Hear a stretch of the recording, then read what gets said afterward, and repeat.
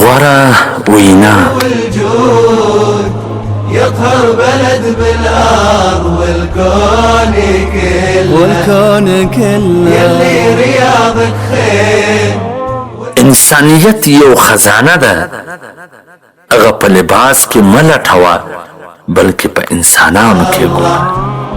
جيتك يا دار العز والطيب والجود يطهر بلد بالأرض والكون. د الله جل جلاله محبوب کترې په جهاد کې د وینې کتره او د الله د ویرې سره د اوښکو کتره د الله ته خوش کترې. الله على طاعة الله. جيتك يا دار العز والطيب والجود. د ډبرو لګېدو سره کورونه جوړیږي لیکن د زړونو په لګېدو سره کورونه آباد کیږي. ورجالك فهود يلي فطرك الله على طاعة الله. پر غریب باندې احسان کوه د غریبانو سره ښه کوه ځکه په غریب کېدو کې ډېر وخت نه لګېږي.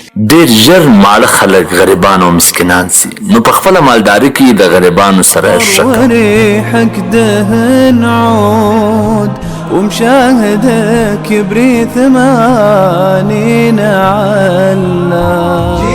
د ایمان څخه وروسته افضل تره نیکي و مخلوق ته آرام ورکول دي. امام الانبیاء حضرت محمد صلی الله علیه وسلم. يلي رياضك خير ورجالك فهود يلي فطرك الله على طاعة. د چا په زړه کې چې د یو ذرې برابر هم ایمان وي هغه به هم د اور د دوزخ سره ایستله کیږي. امام الانبیاء حضرت محمد صلی الله علیه وسلم.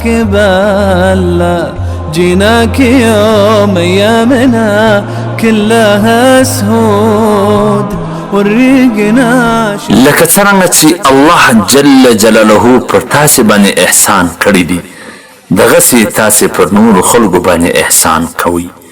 امام الانبیاء حضرت محمد صلی الله علیه وسلم. كله يلي رياضك خير ورجالك فهود يلي فطر. پیغمبر صلی الله علیه وسلم به د فقیرانو غریبانو سره کښېناستی.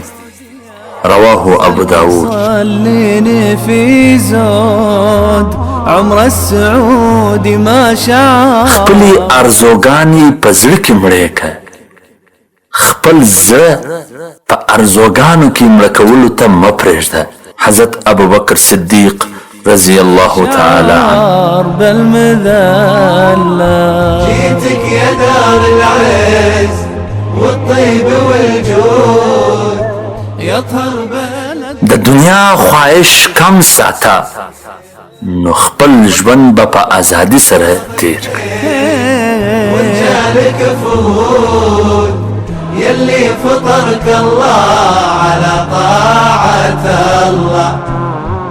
د یو بل چا په غوځارېدو مه خوشحاله کېږه څه خبر چې سبا ستا سره هم داسې وسي. حضرت علي کرم الله وجهه. والسلام.